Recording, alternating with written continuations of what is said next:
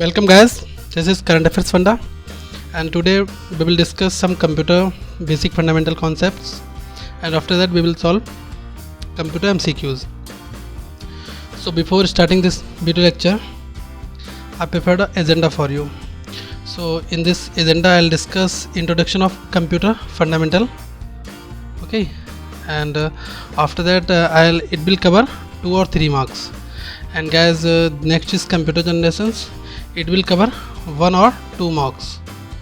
And next is binary and memory representation, and it will cover basically 2 marks. Okay, if you are preparing for SBI PO, either IBPS PO or any government exams, so basic computer fundamental and concepts can be asked in your exam.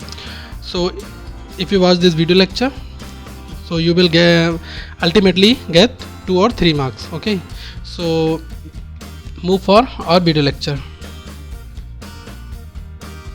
First of all guys, I'll discuss data representation, how data is represented, and what is the units of data. So first of all, 4-bit is equal to 1 nibble.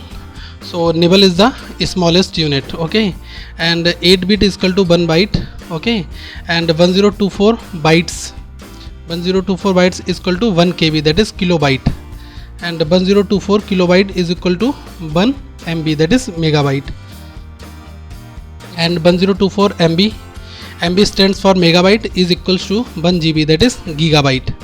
And next is 1024 GB, 1024 gigabyte is equal to 1 TB, that is 1 terabyte. And guys, it's all about the storage capacity. And 1024 TB, that is terabyte, is equal to 1 PB, that is petabyte, 1 petabyte. And next is 1024 PB, 1024 petabyte is equals to 1 XV, that is exabyte. And guys, next is 1024 XV, exabyte is equal to 1 ZB, that is zettabytes. And next is 1024 ZB, that is 1024 zettabyte is equals to 1 byte, that is yottabyte. So guys, yottabyte, that is the largest storage unit, okay, and this is the order of a memory units. So smallest is the bit. If nibble is given, then nibble would be here before bit. So bit is the smallest unit, and after that byte, and after that KB, kilobyte, after that MB, that is megabyte, and after that GB, that is gigabyte, and after that TB, that is terabyte, and after that PB, that is petabyte, and after that XB stands for exabyte, and after that ZB, that is zettabyte, and after that byb, that is yottabyte. Okay, so guys, small b represents bit and capital B represents byte. Okay, so the abbreviations are like small b stands for bit and capital B stands for byte.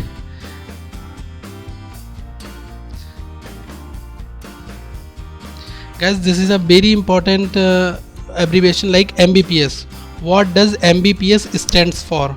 So mega bits per second. Most of guys used bit in place of bytes, so don't be confused. MBPS, if there is a small b, that means bits. If there is capital B, that means byte. So MBPS stands for mega bits per second, and MBPS, that is mega bytes per second. It's all about the frequency speed. Okay, and guys, there are some important points which you need to remember. The information you put into the computer is called the data. Okay, so the information you put into the computer, it's all about the data. And guys, information of a computer is stored as a digital data, and guys, when the data is being processed, then we get the information. Okay, when the data is being processed in a meaningful medium or channel, then we get the information, and information is stored as a digital data. And point number 3, that is, a number system defines a set of values that is used to represent quantity.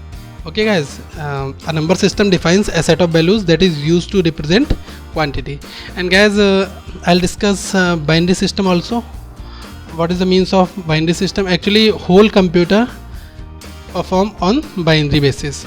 So name the most significant bit which represent 1 or 0. Actually your computer is completely working on 1 or 0. If you press any keyboard digit, then computer understand only 1 or 0. Okay, if you are writing your name and displaying like hello world, so hello world ultimately decode in 10 format. Computer only understand the machine language only. So which represent 1 and 0 for a positive number and a negative number respectively. And guys, I'll discuss also sign bit. What is the means of sign bit? Actually sign bit plays a very important role when you are converting digits to sign bit. So which coding scheme represent data in a binary form in the computer system? So ASCII, EBCDIC code, Unicode are the most commonly used codes under this scheme. Actually ASCII code, EBCDIC code and Unicode, ये codes होते हैं जो कि binary form में data represent करते हैं, ठीक है। तो ASCII और EBCDIC कोड और यूनिकोड, इन तीन चीज़ों की बेसिकली फुल फॉर्म एग्जाम्स में पूछी जा सकती है। सो मेरे काफ़ी वीडियो लेक्चर्स में मैं एब्रीविएशंस जब डिस्कस करूँगा तो मैं इन सारी चीज़ों को डिटेल में कराऊँगा। And guys move for the next one, that is binary coding system. Binary coding system की हम बात करेंगे तो बाइनरी कोडिंग सिस्टम में हमारा है EBCDIC कोड। ये 8 बिट का कोड होता है, is a 8 bit code with 256 different representation of a characters. Okay, EBCDIC code एक 8 बिट का कोड होता है जो 256 रिप्रेजेंटेशन ऑफ कैरेक्टर्स को शो कराता है। 256 ऐसे आता है गाइस 2⁸8। ओके, 2 वुड बी 256, इसलिए हमारे यहाँ पर 256 केसेस बनेंगे। तो ये इतने केसेस को रिप्रेजेंट करता है। It is mainly used in main frame computers. जो EBCDIC कोड होता है ये हमारा मेन फ्रेम कंप्यूटर्स में यूज़ होता है। Next point is EBCDIC stands for. EBCDIC की एक फुल फॉर्म है जो बहुत इंपॉर्टेंट है, काफ़ी टाइम एग्जाम्स में आती है, तो आपको ये फुल फॉर्म समझना है। EBCDIC code stands for extended binary coded decimal interchange code. Okay, and next point is in the hexadecimal number. Hexadecimal number system होता है, जैसे बाइनरी नंबर सिस्टम होता है, ऑक्टल सिस्टम होता है, डेसिमल सिस्टम होता है, इसी तरीके से हेक्साडेसिमल नंबर सिस्टम भी होता है, ठीक है गैस। तो जब हम नंबर सिस्टम डिस्कस करेंगे उसमें हम सारे नंबर सिस्टम्स और उनका कन्वर्जन भी बताएंगे। और अभी यहाँ पर टर्म आया हेक्साडेसिमल नंबर सिस्टम, तो आपको यह ध्यान रखना है कि हेक्साडेसिमल नंबर सिस्टम होता है जिसका बेस जो होता है वो 16 होता है, ठीक है। System each number represents a power of 16, ठीक है। तो हेक्साडेसिमल नंबर सिस्टम होता है जिसका बेस 16 होता है। जैसे बाइनरी होता है इसका बेस 2 होता है, ठीक है, 0 और 1। और हमारा जो ऑक्टल होता है उसका बेस 8 होता है, ठीक है, उसमें नंबर्स होते हैं 0 अप टू 7। और जो हमारा डेसिमल नंबर सिस्टम होता है उसका बेस होता है 10 और हेक्साडेसिमल नंबर सिस्टम होता है उसका बेस होता है 16। To represent the decimal number systems, this system uses numbers from 0 to 9, okay, and the characters from A to F to represent numbers 10 to 15 respectively. It is commonly used as a shortcut notation for groups for 4 binary digits. Okay guys, so EBCDIC code जो है उसके बारे में ये detail है और आप इसको नोट डाउन भी कर सकते हैं। और हम मूव करते हैं नेक्स्ट टॉपिक की ओर, that is BCD. BCD is a method that represents the decimal digits with the help of a binary digits. It takes advantage that one decimal numbers can be represented by the 4-bit pattern. BCD stands for binary coded decimal. Okay guys, and next point हमारा कहता है कि this coding system is used to represent the internal storage area of the computers. In this system, every character is represented by a combination of bits, that is binary coding system. And next is the base of radix of the decimal number system is 10। जो हमारा decimal number system होता है उसका base जो होता है वो 10 होता है, जैसे मैंने अभी आपको बताया। And guess the arithmetic operations, addition, subtraction, multiplication and division, ये हमारे ऑपरेशन जो होते हैं वो हमारे यहाँ पर परफॉर्म होते हैं। And guess next is what is the standard code. The the computer industry created to represent characters. ठीक है, कैरेक्टर्स हमारे किस कोड में रिप्रेजेंट होते हैं? कैरेक्टर्स हमारे रिप्रेजेंट होते हैं आस्काई कोड में। ठीक है, इसका मतलब होता है, इसकी आस्काई की फुल फॉर्म ये है, American standard code for information interchange. ठीक है, सपोज करिए आप कीबोर्ड से कोई भी की प्रेस करते हैं, अगर आपने कीबोर्ड से हेलो प्रेस करा, HELLO, तो ये हेलो जो है आपने यहाँ पर इसको अल्फ़ाबेटिकली ऑर्डर में नंबर पुट किया, लेकिन इस हेलो की जो डेफिनेशन है वो हमारा कंप्यूटर कैसे समझेगा? वो इस हेलो को आस्काई फॉर्म में कन्वर्ट करेगा। H का अलग आस्काई नंबर होता है, एक ई का अलग होता है, इसी तरीके से हर एक इंडिविजुअल की जो आप प्रेस करते हैं उसका एक आस्काई फॉर्मेट होता है जिसको कंप्यूटर आपका समझता है। ठीक है, so ASCII is a code used for standardizing the storage and transfer of information. Okay guys, and the next point is ASCII is a code used for standardizing the storage and transfer of information among various computing device. जो भी हमारा computer understandable होता है वो ASCII format को समझता है, and it is required for representing more than 64 characters. At present the mostly used coding system are ASCII and EBCDIC code. ठीक है, तो हमारा जो ASCII और EBCDIC कोड ये मॉडर्न कोड्स हैं जो कंप्यूटर अंडरस्टैंड करता है। And next point that is which code is also known as reflected code. ठीक है, तो केवल आपको क्वेश्चन ये आएगा कि which code is also known as reflected code. ठीक है, तो आपको रिफ्लेक्टेड कोड में केवल इतना समझना है कि रिफ्लेक्टेड कोड क्या होता है, तो आपको आंसर होगा ग्रे कोड। ठीक है, ग्रे कोड को मैं बाद में डिस्कस करूँगा। And the 7-bit ASCII code is widely use for 2, 0 and 1। Actually ASCII code जो होता है वो 7-bit का होता है और ये 0 और 1 को रिप्रेजेंट करता है। ठीक है, and in the binary language each letter of alphabet, each number and each special character is made up a unique combination of 8 bits. ठीक है, एक्चुअली ये 8 बिट में रिप्रेजेंट्स होता है। ठीक है, और जितने भी कैरेक्टर्स, जितने भी सिंबल, जितने भी अल्फ़ाबेट्स होते हैं वो सबका एक ASCII कोड होता है। ठीक है, every character, every symbol, every alphabet has its unique ASCII codes that computer understand. And guys, my next topic that is generations of computer. Okay, so there are 4 to 5 generations, so we will discuss each and every one in this video lecture. And guys, before discussing, a point is discussed here. Which was the first general purpose computer designed to handle both numeric and textual information? This is a question, MCQ based. Which of the first general purpose computer designed to handle both numeric and textual information? ठीक है, that was the UNIVAC that was invented in 1951. UNIVAC abbreviated as a Universal Automatic Computer. Okay guys, and now we are discussing first generation that starts from 1940 to 1956.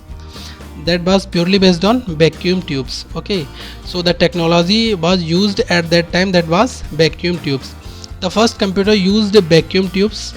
यहाँ पर vacuum tubes technology use होती थी for circuitry and magnetic drums for memory and were often enormous, taking up entire rooms. Okay, next point that is UNIBAC। ठीक है, universal automatic computer and ENIC computers are example of first generation computing devices. ये पहले generation computing devices के नाम है। ये काफ़ी बल्कि होते थे, जैसे एक हमारा रूम होता है उसके बराबर इनका साइज होता था। दे आर वेरी बल्कि in size. And guys, next point हमारा पॉइंट नंबर कहता है in first generation of computer this operating system allowed only one program to run at a time and a number of input jobs are grouped for processing. It is known as batch processing. तो इसमें ये होता था कि जैसे भी अगर आपने कोई भी एक टास्क दिया है वो केवल एक टाइम में ही परफॉर्म हो सकता था। ठीक है, और हम जॉब्स को ग्रुप की फॉर्मेट में देते थे, जैसे बैच प्रोसेसिंग करते थे। जैसे हमने डिफरेंट टाइप्स की जॉब है, सिमिलर टाइप की जॉब को हमने एक ग्रुप बना लिया। ठीक है, जैसे जॉब 1, जॉब 2, जॉब 3, जॉब 4, ये हमारी जॉब्स हैं जिनको एग्जीक्यूट होना है हमारे प्रोसेसिंग CPU के थ्रू। तो हमने इनको एक बैच में बनाया और इनको हमने शेड्यूल कर दिया। ठीक है, तो एक जॉब एक ही टाइम में जाती थी। ठीक है, लेकिन हम बैच फॉर्मेट में यूज़ करते थे। इसमें क्या होता था, CPU हमारा बहुत आइडल भी बैठता था। ये इसके डिसएडवांटेजेस होते थे उस टाइम में। फर्स्ट जनरेशन में जो कंप्यूटर बने थे और काफ़ी टाइम लगता था प्रोसेसिंग होने में। अगर आप 2 नंबर का एडिशन भी दे रहे हैं तो उसमें भी काफ़ी टाइम लगता था। And guys next is second generation. Second generation की जब हम बात करते हैं तो ये 1956 टू 1963 स्टार्ट होती है। And transistors replaced vacuum tubes. तो जो फर्स्ट जनरेशन में टेक्नोलॉजी यूज़ होती थी वैक्यूम ट्यूब्स, तो उसको ट्रांजिस्टर्स ने रिप्लेस किया, ठीक है। And unshared the second generation of computers. Second generation में हम ट्रांजिस्टर्स को यूज़ करते थे, जो कि हमारा थोड़ा सा स्पीड प्रोसेसिंग परफॉर्म होता है। एंड थर्ड जनरेशन की हम बात करते हैं। थर्ड जनरेशन हमारा स्टार्ट हुआ था 1964 to 1971, that is integrated circuits. Actually a lot of transistors combined and we have created a integrated circuits. Okay, so integrated circuit is just like a board. Integrated circuit एक board होता था जिसमें हमने बहुत सारे transistors को add करके हमने आईसीज बनाई थी, दैट इज़ इंटीग्रेटेड सर्किट्स। तो ये पॉइंट कहता है the development of integrated circuit was the hallmark of third generation. Third generation में हम integrated ICs, integrated circuits use करते हैं। And transistors were mineralise and placed on silicon chips. Transistors जो होते थे हमने उनको सिलिकॉन चिप पर ऐड किया, ठीक है, कॉल्ड सेमीकंडक्टर्स, इसको हम सेमीकंडक्टर्स कहते हैं। Which drastically increase the speed and efficiency of computers. इससे हमारा क्या हुआ, स्पीड और इफिशिएंसी हमारे कंप्यूटर की काफ़ी इंक्रीज़ हो गई, ठीक है। तो when we use integrated circuits that boost up the speed of our computer and we have used transistors in the place of silicon chips called semiconductors. Okay, and move for the fourth generation. Fourth generation is currently running nowadays 1971 up to present, and the technology that we are using, that is microprocessor. Okay, microprocessor is all about the CPUs. So the microprocessor brought the fourth generation of computer, and as thousands of integrated circuits were built on a single silicon chip. तो इसमें क्या होता है कि बहुत सारी हमारी जो आईसीज थे हमने उनको सिलिकॉन चिप पर ऐड करके एक पूरा बोर्ड बनाया, ठीक है, जिसको हमने नाम दिया माइक्रो प्रोसेसर का, ठीक है। So a lots of thousands of integrated circuits were built on to a single silicon chip. Okay, so we have developed the micro processor in fourth generation. Second point कहता है what is the first generation filled an entire room could now fit into the palm of hand. तो हमने fourth generation में हमने क्या किया कि जो एक बहुत बल्कि साइज़ के कंप्यूटर्स होते थे उनको हमने काफ़ी हैंडी बनाया और हम उनको पोर्टेबल भी बनाया और हम उनको ईजी कैरी कर सकते हैं। That is the basic difference between first generation and fourth generation. We have upgraded the technology time to time. And point number third is saying fourth generation computers also saw the development of GUI. Fourth generation की computers में हमने GUI, graphical user interface, ठीक है, ये visualise format होता है, हमने इसको बनाया। The mouse and handle device, हमने माउस और हैंडल डिवाइसेस को बनाया। और आप बात करेंगे पुराने जनरेशन्स की तो उसमें हमें पंच कार्ड यूज़ करना पड़ता था, इनपुट देने के लिए भी डिफरेंट टर्मिनोलॉजीज़ को हमें यूज़ करना होता था। और आज की जनरेशन में हमने क्या किया है, सारी की सारी टेक्नोलॉजी को अपडेट किया है, अपग्रेड किया है, और अब हमें इनपुट देने के लिए माउस है, हमारे पास में कीबोर्ड है, ये सारी डिवाइसेस हमारे पास इनपुट देने के लिए हमने GUI फॉर्मेट में पूरा रिप्रेजेंटेशन दिया है कंप्यूटर का। एंड गाइस मूव करते हैं फिफ्थ जनरेशन। तो अभी हमारे पास फिफ्थ भी आ चुकी है, ठीक है, present and beyond. It's all about the artificial intelligence, ठीक है। तो आर्टिफिशियल इंटेलिजेंस में क्या होता है, कंप्यूटर की जो सोचने की क्षमता है उसमें हमने काफ़ी बूस्टअप किया है, ठीक है। तो fifth generation computing devices, fifth generation computing devices हमारे पास में अभी रिसेंटली आ चुकी हैं। Based on artificial intelligence, that is AI, are still in development, though they are some application such as voice recognition that are being used today. तो हमने fifth generation में क्या किया है कि हम वॉइस रिकॉग्निशन का भी हमने कॉन्सेप्ट दिया है कि सपोज अगर आप कुछ बोलते हैं तो वो आपका टाइप हो जाता है। जैसे गूगल में स्पीच रिकॉग्निशन है कि अगर आप हेलो वर्ड बोलेंगे तो हेलो वर्ड वहाँ पर टाइप हो जाएगा। It's all about the updated generation, that is fifth generation. तो इसमें हमने आर्टिफिशियल इंटेलिजेंस का कॉन्सेप्ट दिया है। एंड गैस एक पॉइंट यहाँ पर है कि in 1981 IBM introduce its first computer to the home user. 1981 में IBM ने एक पहला कंप्यूटर बनाया था जिसको हम लोग डोमेस्टिक पर्पज से यूज़ कर सकते थे। And in 1984 Apple introduce the Macintosh. तो एप्पल ने अपना कंप्यूटर मैकिन्टोश जो है वो 1984 में दिया था। लेकिन अगर पहले कंप्यूटर की बात आती है, होम कंप्यूटर, डोमेस्टिक कंप्यूटर जिसको पब्लिक यूज़ करती है, घर में हम और आप यूज़ करते हैं, वो हमारा 1981 में इंट्रोड्यूस हुआ था। And guys, thanks for watching this video. If you have any query, any doubt regarding this video, so you can put it on comment box, and keep subscribe this video. It will really helpful for your exams, and it will give you a lot of information of generations of computer. Okay, and guys, thanks all of you for watching this video. Have a nice day.